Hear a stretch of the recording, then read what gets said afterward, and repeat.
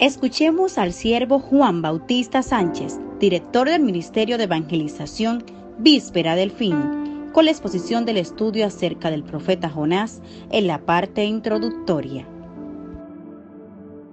Les bendigo en el nombre de Jesús a cada uno de ustedes.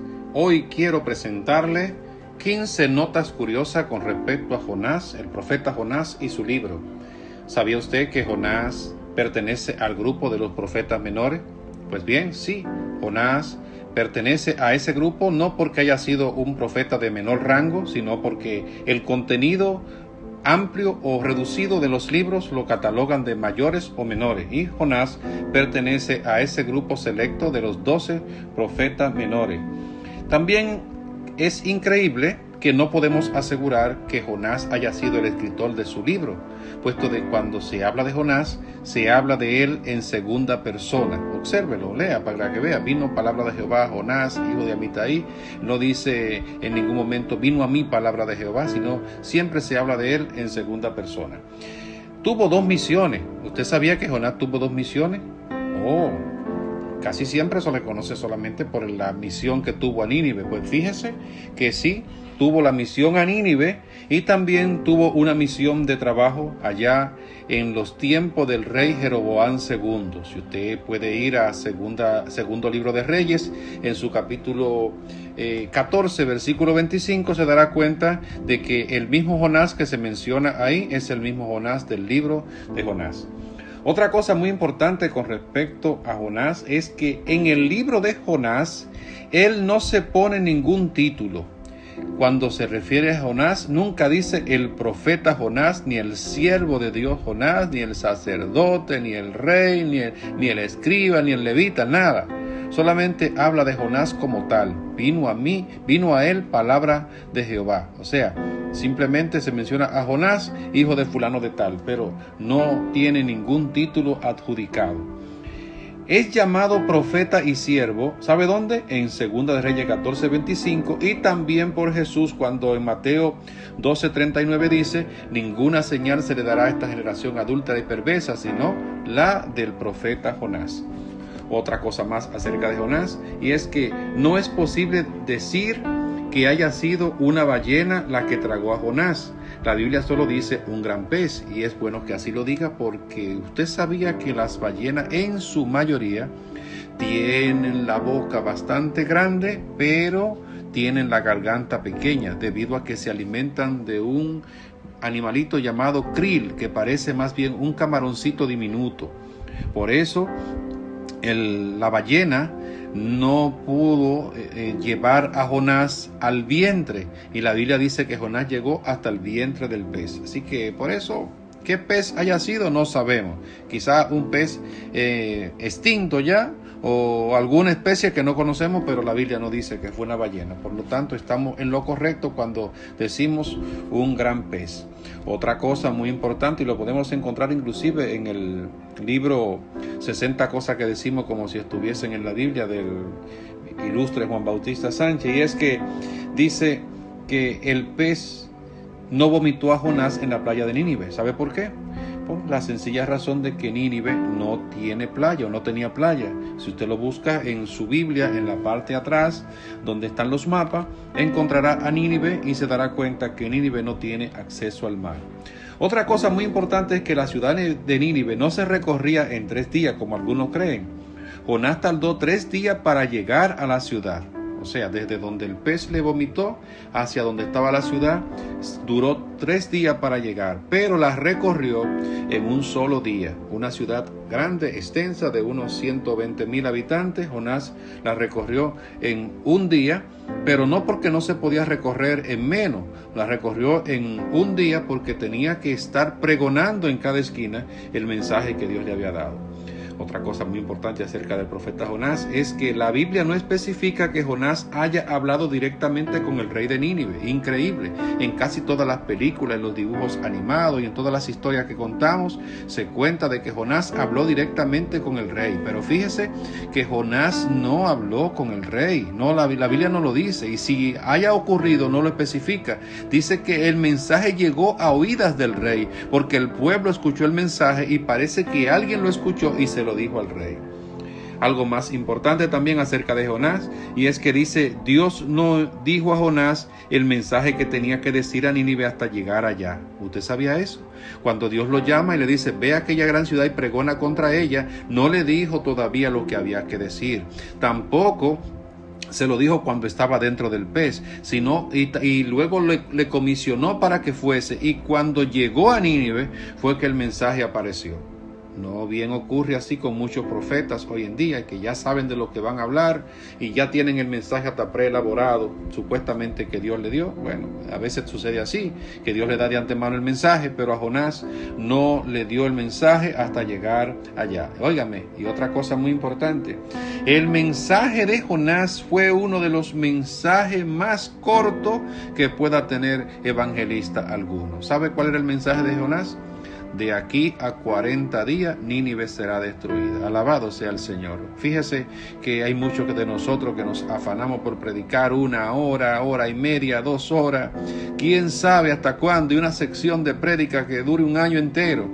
Jonás dio un solo mensaje, sin argumentos. Solamente dijo lo que Dios puso en su boca. Hablamos y criticamos a Jonás bastante, ¿verdad que sí? Sin embargo, Jonás fue más honesto que muchos predicadores de hoy en día, que dicen, Jehová ha dicho tal o cual cosa, y empiezan a decir lo que Dios dijo y meten ahí en la misma conversación todas las cosas que consideran que deben de ser añadidas también. Pero Jonás solamente se limitó a dar el mensaje que Dios mandó. ¿Cuál fue? De aquí a 40 días, Nínive será destruida. Alabado sea el Señor. ¿Usted sabía que ese profeta le pidió a Jehová en 2 ocasiones que le quitara la vida? ¡Qué barbaridad! Fíjese, le pidió a Dios que le quitara la vida cuando dio el mensaje a Nínive y Nínive se arrepintió. Y luego también prefiere la vida que la muerte cuando el gusano hiere la calabacera y llega entonces el sol a fastidiarle de nuevo. Ese Jonás tenía un temperamento bastante difícil, se parece a unos cuantos hermanitos de nuestras iglesias. Óigame, hubieron varios milagros y prodigios en el libro de Jonás. ¿Se acuerda de alguno de ellos? Pues bueno, pues fíjese, está el de la tempestad. Cuando se levanta la tempestad fue un milagro, o sea, fue algo inusual, fue un prodigio más bien, una señal de parte de Dios. Pero como llamamos milagro o prodigio a lo que nos beneficia, podríamos decir entonces que el calmar la tempestad fue el milagro y el prodigio. El segundo milagro fue el del gran pez. Wow, hermanos, ese pez que apareció y que tragó a Jonás, eso fue un prodigio tremendo. Eso es prácticamente, si usted le habla a alguien acerca del profeta Jonás y no menciona ese gran pez que se tragó a Jonás, pues es terrible. Entonces, es un milagro por varias razones. Primero, porque aparece ese pez y traga a Jonás, y Jonás duró 3 días y 3 noches dentro del pez, óigame, sin perecer. El otro milagro fue la calabacera. Óigame, quisiéramos tener nosotros en nuestros jardines o en nuestros campos, poder cultivar, sembrar una plantita de aguacate en la mañana y en la noche, pues, o en la tarde o al otro día, pues ya esté produciendo. Pues eso, el gran agricultor Jehová de los ejércitos plantó una calabacera en un momento y ya, óigame, al instante, con el poco paso del tiempo, esto ya empezó a ser un árbol frondoso donde inclusive Jonás pudo estar guareciéndose del sol. Otra cosa que podemos conocer acerca del profeta Jonás en este episodio es, óigame, que para muchos la mayor hazaña del libro en el episodio del profeta Jonás fue la conversión de Nínive. Eso es verdad. No le quitamos mérito, pero hay otra hazaña que es sumamente importante y fue la conversión de los marineros. Sí, hermano, la conversión de los marineros. Es posible que hubiesen ahí 20, de 50, 100 a 200 personas en ese barco y todos temieron a Jehová Dios de los ejércitos. Lo más seguro que desde que llegaron a sus respectivas ciudades, estos individuos empezaron a eliminar todo tipo de cosas que no sea del Dios Creador Jehová de los ejércitos, porque entendieron que en Él es el único que hay poder y autoridad. Y posiblemente predicaron de Dios y hablaron de Dios a familiares, a vecinos, primos, hermanos y a todo lo que le pasaran por delante, lo que Dios había hecho. Por lo tanto, a veces aún las cosas que son negativas o contrarias de nuestro proceder y de nuestra desobediencia, es increíble que Dios la utilice para bendecir su obra y para llevar a cabo sus planes y propósitos. Otra de las cosas que queremos enfatizar acerca de Jonás, y especialmente en este caso con respecto a Nínive, es que Nínive sí se salvó, gracias a Dios, se escapó del juicio venidero, del juicio anunciado por el profeta Jonás. ¿Por qué? Porque Nínive se arrepintió. Pero usted sabía que Nínive fue más adelante destruida. ¿Ah? ¿No lo sabía? Pues fíjese que sí, la mayoría de las personas pues nos arrepentimos en el momento que se nos da el mensaje, pero lamentablemente con el tiempo como que se nos olvida. Y tuvo Dios que enviar al profeta Nahum, si quiere puede buscarlo, al profeta Nahum. Óigame, y usted va a encontrar en el profeta Nahum, en el capítulo 1, la ira vengadora de Dios. En el mismo capítulo 1 va a ver donde dice en el versículo 15, anuncio de la caída de Nínive. Sigue el capítulo 2 y en el capítulo 3, oiga lo que dice, destrucción total de Nínive. Así que lo que le decimos con esto es, mis amados hermanos, no nos juguemos con Dios. Es verdad que Dios nos perdona en el momento que Él da el mensaje y hacemos caso, pero si más adelante volvemos a lo mismo, pues nos espera el castigo divino. Así que esperemos que estas grandes verdades con respecto al profeta Jonás y su libro le animen a poder interesarse en escudriñar esos 4 capítulos y también poder escuchar atentamente el estudio que tenemos preparado acerca del profeta Jonás, capítulo 1, capítulo 2, capítulo 3 y capítulo 4. Esperemos que sea de gran bendición para usted y su familia. Es muy probable que muchos de nosotros hayamos escuchado acerca del profeta Jonás cuando éramos niños. Quizás escuchamos por primera vez acerca de este profeta en una clase que una señora nos impartió en su hogar, ya sea en la galería o quizás debajo de un árbol frondoso, o quizás en una sección de enseñanzas para niños de una escuela bíblica de un domingo en una iglesia, o posiblemente quizás en una semana de escuela bíblica de verano o de escuela bíblica de vacaciones, como la denominaban EBDB. Se nos hablaba y se nos enseñaba acerca del profeta Jonás, de un profeta medio terco, el cual Dios lo envió a una misión. Y en su desobediencia se fue hacia otro lugar contrario al que Dios le habían enviado. En el camino, pues, en la embarcación se presenta una tempestad, es luego entonces arrojado al mar, del mar sale un gran pez, traga a Jonás, Jonás se arrepiente y luego va al lugar donde Dios le había enviado, da el mensaje y las personas se convierten.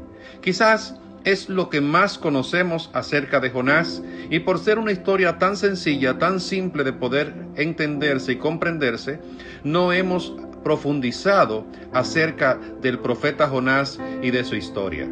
Permítame decirle que Jonás no solamente hizo una misión hacia el pueblo de Nínive.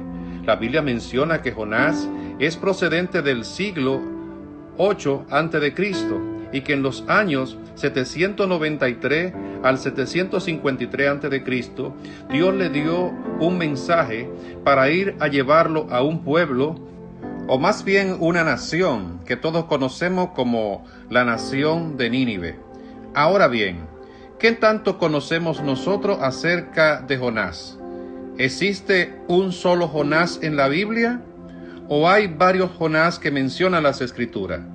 En el Nuevo Testamento se menciona a un Jonás, y ese Jonás es el padre del apóstol Pedro, según Juan en el capítulo 1, versículo 42, y también en el capítulo 21, versículo 15, se le llama a Pedro Simón, hijo de Jonás.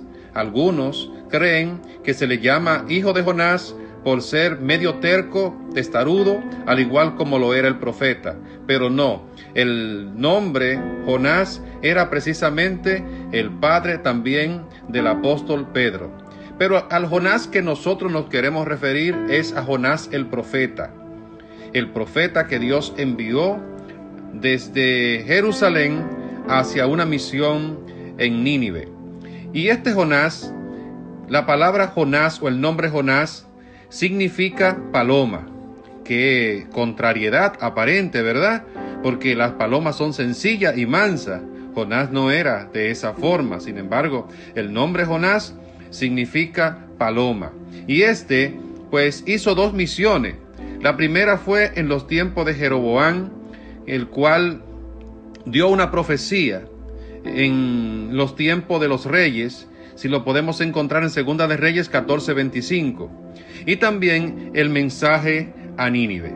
Vamos a observar algunas cosas destacadas de este libro de Jonás, según podemos consultar en algunos manuales que nos instruyen. Según dice en el libro de Diccionario Bíblico Ilustrado Holman, ahí encontramos una reliquia de información en base a lo que es Jonás y su libro. Nos dice que en este libro se diferencia de los otros profetas por ser mayormente narrativo.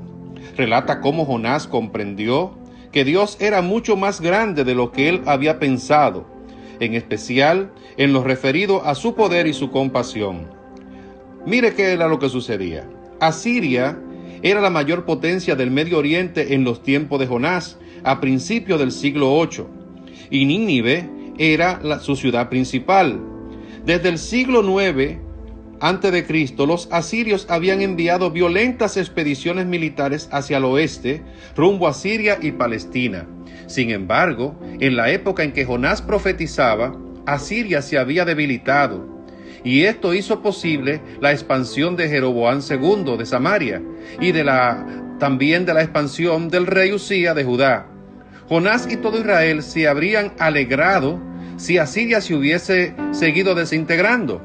Sin embargo, Asiria recuperó su poder a fines del siglo VIII y conquistó nuevamente Siria y Palestina en el 722 a.C. y destruyó Samaria y deportó a sus habitantes. A Jonás le molestó en gran manera que Dios le ordenara ir a Nínive y especialmente a predicar un mensaje de arrepentimiento. Pues miren alguna característica de los asirios. Los asirios adoraban al despiadado dios Asur y a una multitud de dioses y diosas. La brutalidad y crueldad de Asiria era legendaria. Se le conocía por, maltratar a sus enemigos y los clavaban en estaca frente a las ciudades y colgaban la cabeza de sus enemigos en los jardines del rey. Solían también torturar a sus prisioneros, tanto a hombres como mujeres y hasta a los niños, cortándole la nariz, las orejas, los dedos, sacándole los ojos y arrancándole los labios y las manos. Se dice que cubrían las murallas de la ciudad con la piel de sus víctimas. Los rebeldes eran masacrados en masa, a veces quemados en una estaca, y luego colocaban los cráneos en grandes montones junto al camino como advertencia a los demás. Jonás decidió que era mejor abandonar el ministerio profético que predicar a tales personas. Nínive estaba a 800 kilómetros, unas 500 millas aproximadamente, hacia el este, de modo que él se dirigió a Tarsis, que se cree que Tarsis era probablemente la actual España, el punto occidental más alejado que se conocía, alrededor de 3.200 kilómetros de distancia en comparación con la misión que Dios le había encomendado. No hay una seguridad de que Jonás haya sido el autor de su propio libro, puesto de que si usted empieza a leer el libro de Jonás, los relatos parecieran como si otra persona contase lo que le aconteció al profeta. No podemos decir por eso que Jonás no haya sido tampoco el autor del libro, porque hay quienes tienen la facultad de poder escribir hablando de sí mismo como si fuese en segunda persona. Sea Jonás que lo haya escrito o sea otra persona que lo haya escrito, la verdad es que no podemos negar ninguna de las cosas que en el libro están como auténticas, inspiradas por el Espíritu Santo y que sucedieron en realidad. Jonás es la historia de cómo Dios le da una enseñanza a un profeta pecador de razonamientos estrechos, que representa a todo el pueblo de Dios que cree tener el monopolio de la gracia de Dios. Cuando Jonás se niega a ir a predicar a Nínive y Dios le libera y los rescata en su misericordia, Jonás se siente agradecido. Sin embargo, cuando predica en Nínive y la gente se arrepiente y son perdonadas por la gracia divina, Jonás se enoja. El libro termina con una pregunta divina sin respuesta en cuanto a la compasión, lo que sugiere al lector que Jonás se arrepintió e invita al lector a hacer lo mismo. Esta es la clave del propósito general de Jonás: despertar compasión en su pueblo, en el pueblo de Dios. El mensaje del libro es que Dios desea que todas las naciones lo adoren, le guste o no a su pueblo Israel. Dios ha manifestado misericordia a su pueblo, quien no lo merecía.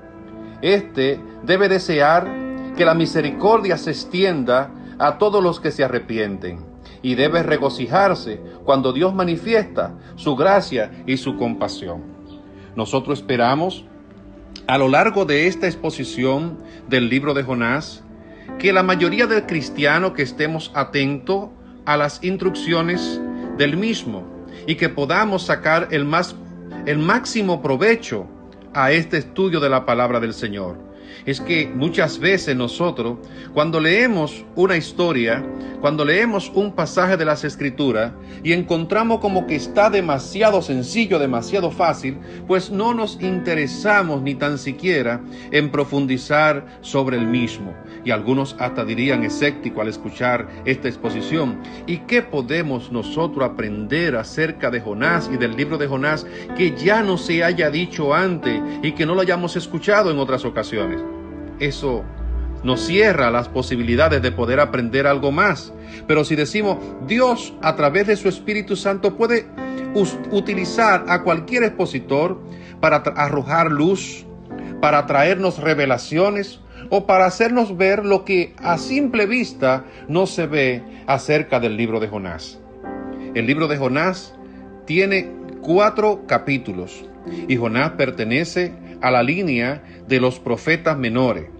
Menores no porque los profetas sean mayores y menores en cuanto a una categoría divina, sino más bien porque se agrupan los profetas en 2 grandes renglones.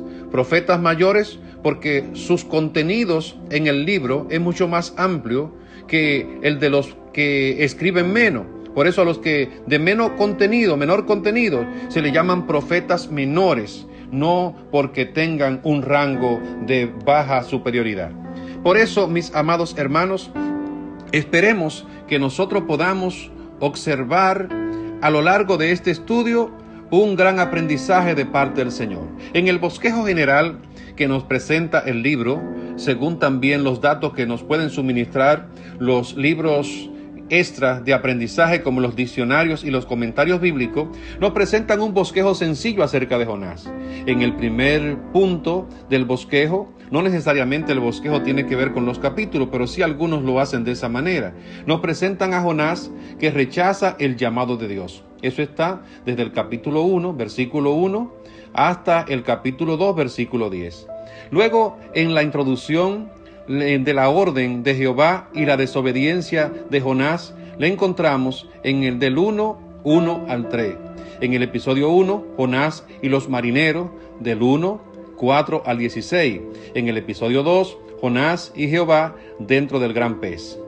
Luego encontramos a Jonás cumpliendo el llamado de Dios, del 3 al 1 y del 4 al 11. En la introducción, la orden de Jehová y la obediencia de Jonás, del 3, 1 al 4. En el episodio 1, Jonás y los ninivitas, del 3, 5 al 15. Y en el episodio 2, Jonás y Jehová en Nínive, del 4, 1 al 11. Así que esperemos, mis amados hermanos, que lo que continúa ahora será la explicación de estos pasajes esta historia bastante emocionante. Te pido que siga la continuación para que podamos ser edificados a través del estudio del profeta Jonás. Dios te bendiga.